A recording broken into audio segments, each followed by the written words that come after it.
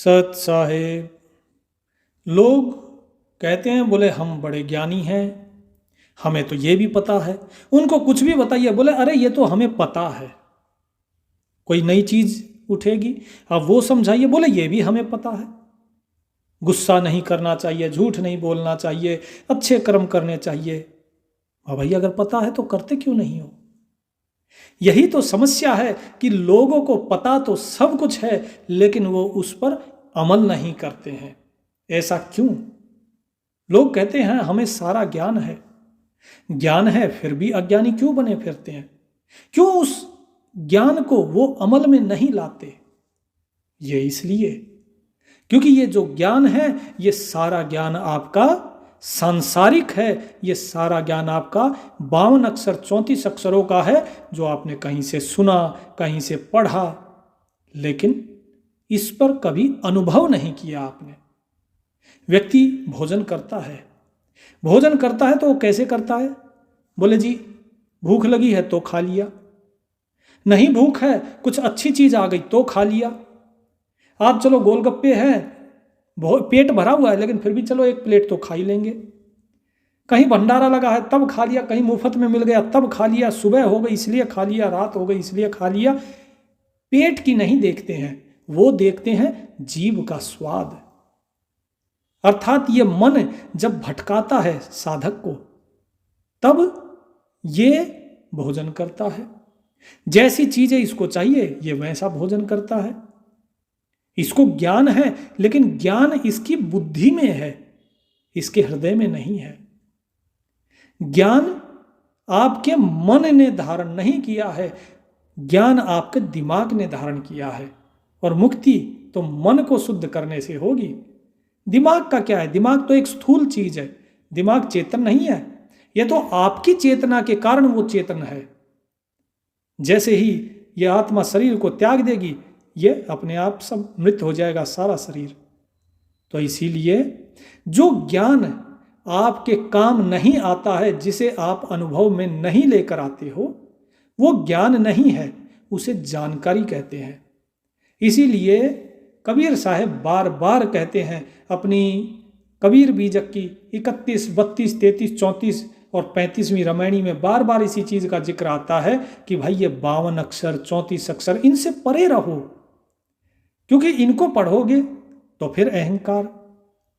तो आपको केवल ज्ञान उसे ही समझना चाहिए जिसको आपने अनुभव किया।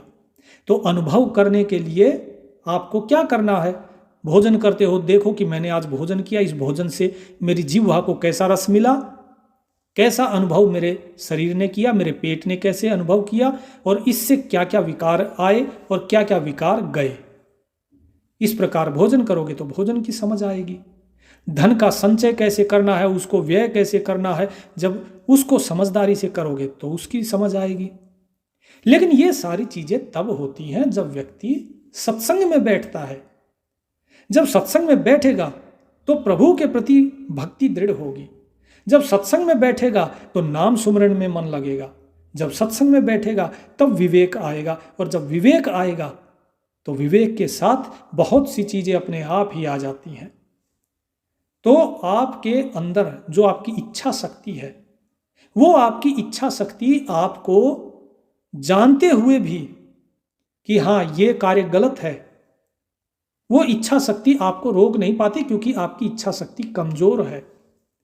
उसको दृढ़ बनाना होगा। उसको दृढ़ तभी बनाया जा सकता है जब आप ऐसे लोगों के साथ बैठोगे जो सही मार्ग का अनुसरण करते हैं। संतों के साथ बैठोगे, आपकी संगत का बहुत बड़ा फर्क होता है। बल्कि ये कहिए कि 90% तो संगत का ही असर है। घर पे स्वभाव आपका क्या है, ये घर के माहौल पर तय करता है, जो घर का माहौल है आपका। साहेब कहते हैं, नहीं प्रतीत जो यह संसारा, द्रव्य के चोट कठिन कह मारा, सो तो शेष है जाय लोकाई, काहू के प्रतीत नहीं आई। कि ये जो संसार है, इससे प्रीत मत करो। इससे प्रीत करके तुम्हें कुछ भी लाभ नहीं होगा। और ये जो चोट है ज्ञान की, ये बड़ी कठिन है। ये हर एक को नहीं लगती, लेकिन जिसके लग जाए वो पार हो जाता है। बाकी सब कुछ तो जो है, जो असली ज्ञान है वो तो गुप्त है, और जो प्रभु है वो भी गुप्त है। अब उनके प्रति जब तक आपके मन में प्रेम नहीं आएगा तो बताइए कैसे पहुंचोगे उस तक। आप ज्ञान पढ़ते हो, अमल करोगे नहीं। क्यों नहीं करते? क्योंकि आपका प्रेम नहीं है। आपके मन की प्रीति, मन की प्रतीत किस चीज में है? पढ़ने में, अमल करने में नहीं। सत्संग सुनने में आपकी रुचि है, लेकिन उस सत्संग में जो बताया गया उसको अमल करने में रुचि नहीं है। जिस दिन इसमें रुचि हो जाएगी उस दिन ये ज्ञान पर आप अमल भी करना शुरू कर दोगे। और जब तक ये रुचि नहीं होती तब तक आपका एक एक श्वास व्यर्थ जा रहा है। आप इस काल के चक्र में फंसते जा रहे हो। चले लोग सब मूल गवाई, यम की बाढ़ काट नहीं जाई। आज काज पर काल अकाजा, चले लाद दिग अंतर राजा। कि भाई एक बार बैठो और सोचो कि मेरी जो सांसों की पूंजी है, 21,600 श्वास पूरे दिन में आते हैं, इसमें से कितने श्वास प्रभु के भजन में लगते हैं? कितने श्वासों में मैं साहिब का सुमिरन करता हूं, उस मालिक का, उस प्रभु के, उससे प्रेम करता हूं। और लोग उससे प्रेम नहीं करते, इस कारण अपनी सांसों की पूंजी को यहीं गंवा कर चले जाते हैं और यम की जो बाढ़ है, यम की जो सीमा है, इस जाल को पार नहीं कर पाते और यहीं फंस जाते हैं। कोई आज गया तो कोई कल चला गया, कोई कल नहीं जाएगा तो कल के अगले कल चला जाएगा, लेकिन जाना सबको है। और यहां से पाप का भार लाद लाद के, और पता नहीं कितने राजे महाराजे कौन कौन चला गया। तो इसीलिए विचार करो, कहीं ऐसा ना हो कि तुम आए थे इस संसार में कुछ अच्छे पुण्य करने के लिए और यहां से नुकसान करके चलते बनो। सहज विचारत मूल गवाई, लाभ ते हानि होए रे भाई। ओछी मति चंद्र गो अथई, त्रिकुटी संजम स्वामी बसई। तो भाई सहजता के साथ विचार करो कि आप अपना मूल गंवा रहे हैं, आपकी पूंजी गंवाई जा रही है। आप जिसे सोचते हो कि ये इसमें मेरा लाभ होगा, वो लाभ नहीं, वो वास्तव में आपकी हानि हो रही है।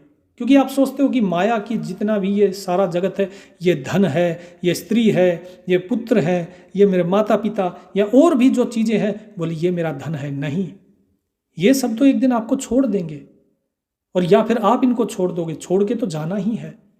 तो ये जितनी पूंजी सांसों की आपने इनके ऊपर खर्च कर दी, तो ये लाभ हुआ कि हानि? क्योंकि आपने पूंजी लेकर आए और जब जाओगे यहां से तो खाली हाथ जाओगे। तो बताइए आपको क्या मिला फिर, लाभ या हानि? छोटी मति के कारण, दुर्बुद्धि के कारण चंद्रमा पे दाग लग गया। जो आपने कथा सुनी होगी कि इंद्र किस प्रकार अहिल्या के पास गए थे, तो चंद्रमा ने उनका साथ दिया। तो ऐसी संगति के कारण चंद्रमा पर आज भी दाग है, इंद्र पर आज भी दाग है। ये इसी कारण है क्योंकि अपने जो श्वासों की पूंजी थी उसको सही जगह ना लगा के गलत बुद्धि को अपनाया और गलत रास्ते पर चले। तो सुधरो, संभलो, ताकि ये पूंजी खत्म होने से पहले आप सही रास्ते को पकड़ पाओ। इस त्रिकुटी पर वो ही मालिक है। जो त्रिकुटी है, ये त्रिवेणी कह लीजिए। ये कहाँ है? ये है आपके जो माथे भ्रिकुटी के बीच में, दोनों आंखों के बीच में। तो इसीलिए वहां पर ध्यान लगाओ। जब आपकी इला, पिंगुला, सुषमना, जब ये तीनों नाड़ी यहां मिलेंगी, तब आप स्वयं के निज रूप को जान पाओगे।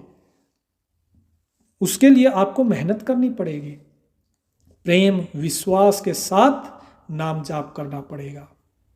तो अब बात आती है कि प्रेम और विश्वास, बोले ये तो हमारा संसार में है, हमें तो जो दिखाई दे रहा है हम उस पर विश्वास करते हैं और प्रेम भी उसी से करते हैं। तो हमारा विश्वास और प्रेम प्रभु पे कैसे होगा? उसके लिए सत्संग जरूरी है। लेकिन कबीर साहब क्या कहते हैं? कबीर साहब एक वृत्तांत बताते हैं कि तब ही विष्णु कहा समझाई, मैथुन अष्ट तुम जीतहु जाई। तब सनकादिक तत्व विचारा, जो धन पावे रंक अपारा। कि जो सनक, सनकादिक, सनत कुमार और सनंदन, ये चारों जो सनकादिक थे, जो ब्रह्मा के पुत्र कहलाते हैं, बोले ये भी उस परमात्मा की खोज में थे, लेकिन ये उसे जान नहीं पा रहे थे। तब विष्णु जी ने उनको समझाया। क्या समझाया? कि तुम पहले अपने 8 मैथुनों पर विजय प्राप्त करो, उसके बाद ही तुम्हारा मन इस संसार से हटेगा और उस प्रभु में लग सकता है, अन्यथा नहीं लग सकता। तब इन्होंने अपने इन 8 मैथुनों पर विजय प्राप्त करी, अर्थात व्यसन। इन 8 के ऊपर जब विजय प्राप्त करी, तब उनको वो तत्व, उस परम तत्व का ज्ञान हुआ, अपने आत्म तत्व का बोध हुआ। और आत्म तत्व का बोध होने के बाद ऐसा उन्हें लगा मानो किसी दरिद्र को अपार संपत्ति मिल गई हो। तो ये जो 8 मैथुन कौन से हैं जो कबीर साहिब यहाँ बता रहे हैं, इन 8 मैथुनों के बारे में पहले जानिए, क्योंकि ये त्याग करने बहुत ही जरूरी है। क्योंकि इनको त्याग किए बगैर तो आपका मन इस संसार में ही लगा रहेगा। तो कौन से हैं वो 8 मैथुन? तो सबसे पहला जो मैथुन होता है वो होता है स्मरण का। काम, क्रोध, लोभ, मोह, अहंकार। अब ध्यान से सुनिए, सबसे पहला क्या है? स्मरण। यानी कि आप किसी सुंदर युवती के रूप को स्मरण करते हैं, या फिर आप धन का स्मरण करते हैं, या किसी भी अपने प्रिय संबंधी का स्मरण करते हैं। तो जब आप स्मरण करते हैं तो आप उसकी तरफ आकर्षित होते हैं, आप उसके जाल में फंसते हैं, माया के जाल में। तो इस सबसे पहला है। और ये सब कुछ जो है, ये सारी चीजें आपको फंसाती हैं, क्योंकि ये आपकी मानसिक स्थिति है। स्मरण करना क्या है? मानसिक स्थिति। तो आपका मन इसमें फंसता है, तो इससे आपको बचना चाहिए। दूसरी चीज क्या है?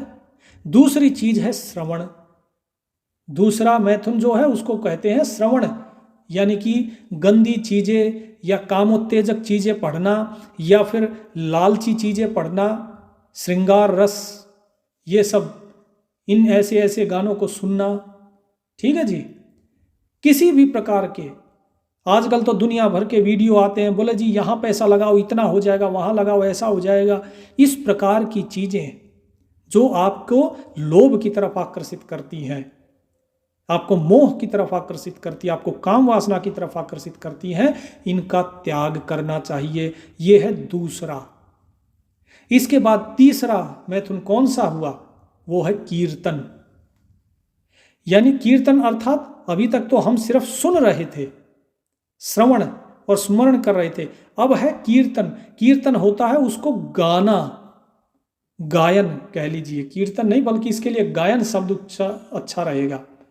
जैसे अश्लील बातों का कथन, श्रृंगार, उसका श्रृंगार रस का वर्णन, धन है, धन के बारे में बखान करना, अपनी भौतिकता जो है उसकी महिमा बताना कि भाई ये तो ऐसे है वैसे, अपने बारे में जो है बढ़ा चढ़ाकर जो सेखी बघारते हैं लोग, प्रशंसा करते हैं अपनी। तो इस प्रकार की चीज़ों से हमें बचना चाहिए, क्योंकि ये सभी जो है ये कीर्तन रूप मैथुन के अंतर्गत आते हैं। और जो व्यक्ति ब्रह्मचारी है या फिर जो व्यक्ति सतगुरु के मार्ग पे चल रहा है उसके लिए ये निषेध है। इसके बाद चौथा आता है प्रक्षेण। तो जो प्रेक्षण है, प्रक्षेण नहीं प्रेक्षण, जो प्रेक्षण है ये क्या होता है? अर्थात देखना,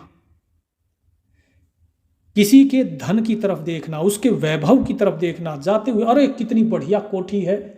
जैसे ही आप देखोगे ये सारी चीजें आपकी आंखों से दिखाई दे रही हैं, लेकिन ये आपके मन पर प्रभाव डाल रही हैं। और आप देखोगे सुंदर स्त्री है, उसकी तरफ देखोगे, उसके रूप को देखोगे, श्रृंगार को देखोगे, किसी की कोठी को देखोगे, बंगले को देखोगे, गहनों को देखोगे, किसी की प्रशंसा को देखोगे, किसी की मान बढ़ाई सम्मान होते हुए देखोगे, ये सारी चीज। और इतना ही नहीं, स्वयं के ऊपर भी जो हम देखते हैं शीशे में सुबह सुबह, मैं कितना सुंदर दिख रहा हूं, ये सब भी प्रेक्षण में आता है। तो ये हो गए आपके 4। 5वां मैथुन क्या है? केल।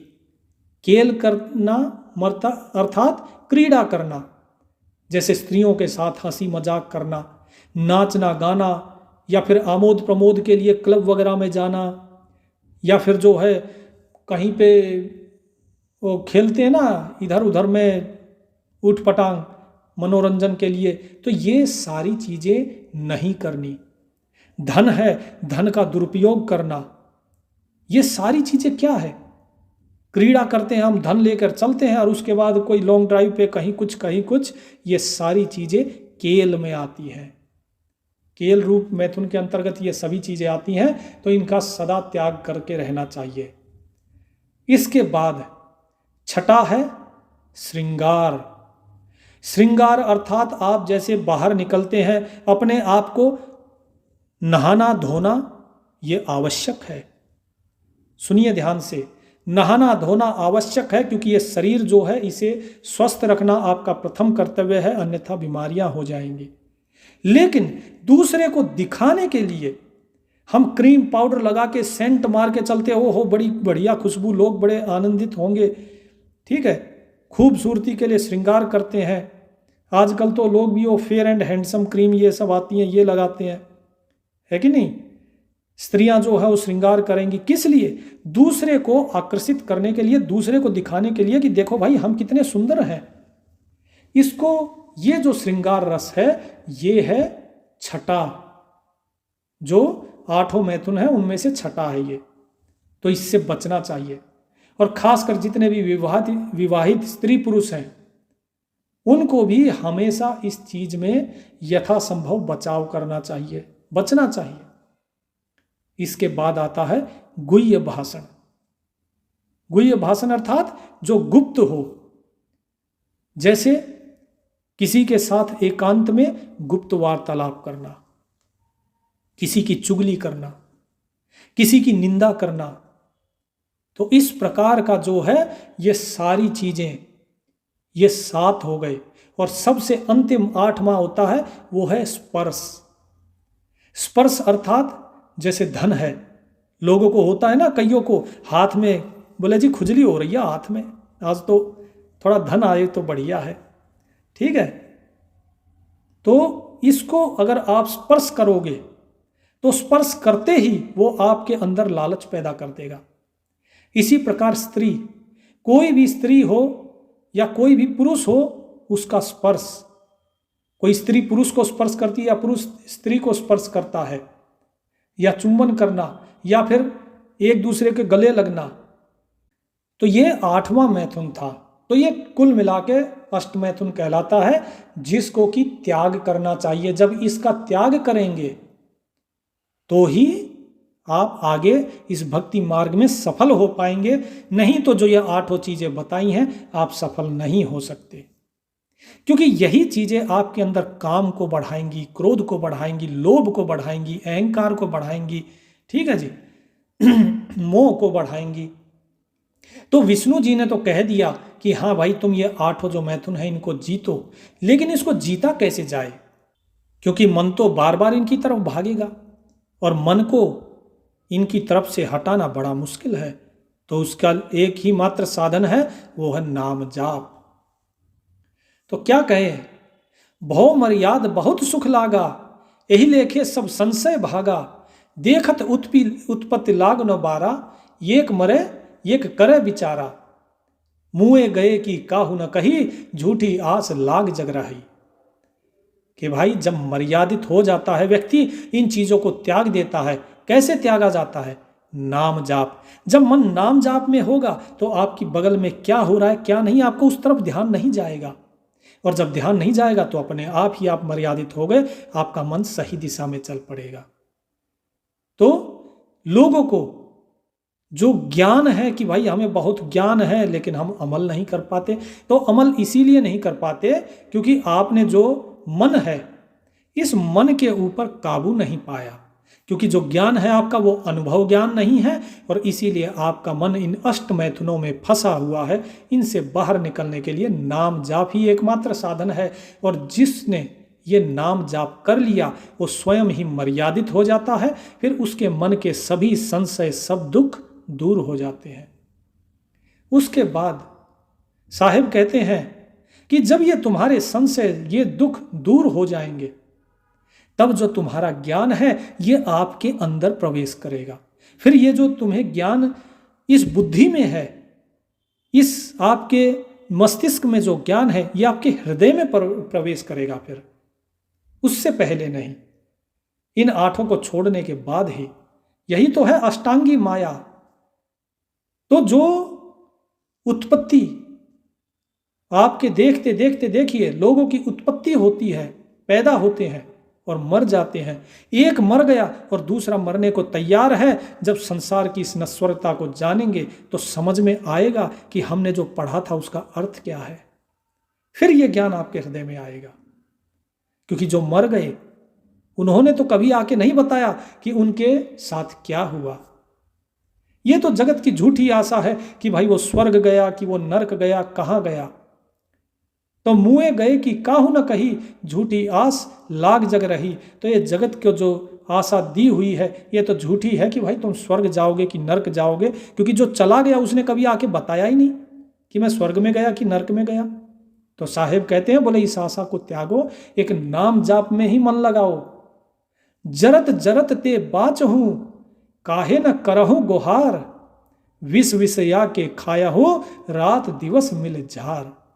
तो कबीर साहब कहते हैं कि भाई ये जो विषय वासनाएं, इनको तुम दिन रात खा रहे हो, सब मिलकर दिन रात खा रहे हो, और ये तुम्हारे पतन का कारण है।